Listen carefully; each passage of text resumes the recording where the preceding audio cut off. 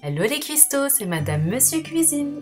On se retrouve pour la véritable et authentique recette de granita. Je suis au tout début de la création de ma chaîne YouTube et je tiens à vous remercier pour tous vos encouragements. Un petit coucou aux 325 personnes qui me soutiennent en étant abonnés à ma chaîne. Un grand merci à vous pour votre confiance en partageant mes recettes. N'hésitez pas à laisser un commentaire, j'adore les lire et j'en profite pour discuter souvent avec vous.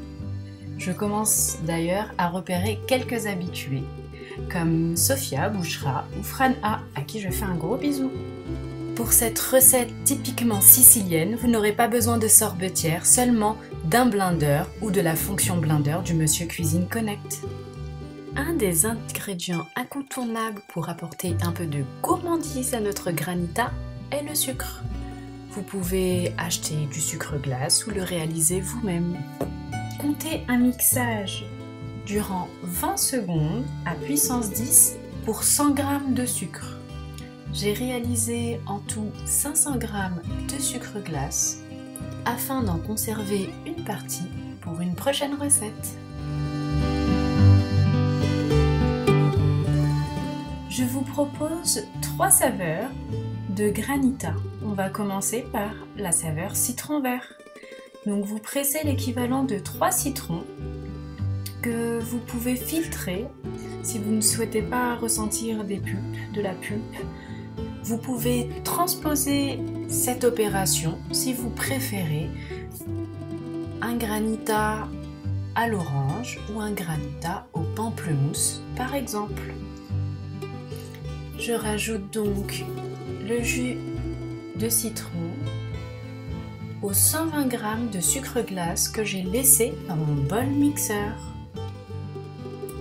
auquel je rajoute 470 g de glaçons. On mixe ensuite pendant 30 secondes en puissance 10 afin d'obtenir la texture de granité à boire. Je vous conseille vivement d'opter pour des fruits de saison. Dans mon cas, j'ai opté pour la pêche blanche, mûre et parfumée.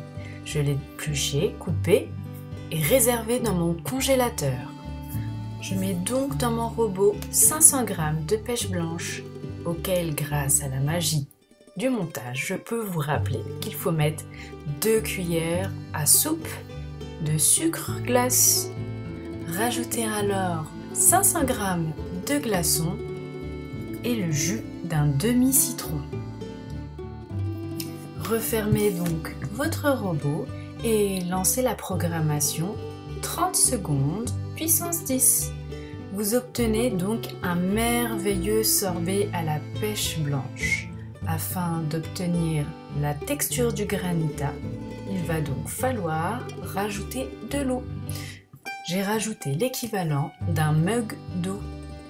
J'ai rajouté donc 30 secondes de mixage puissance 10 pour obtenir la fameuse texture qui peut se boire ou se manger à la petite cuillère.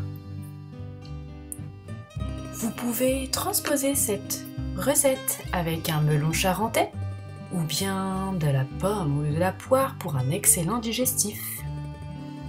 Et voici le granita que j'ai eu la chance de déguster en me baladant dans les rues de Palerme. Le granita à la fraise.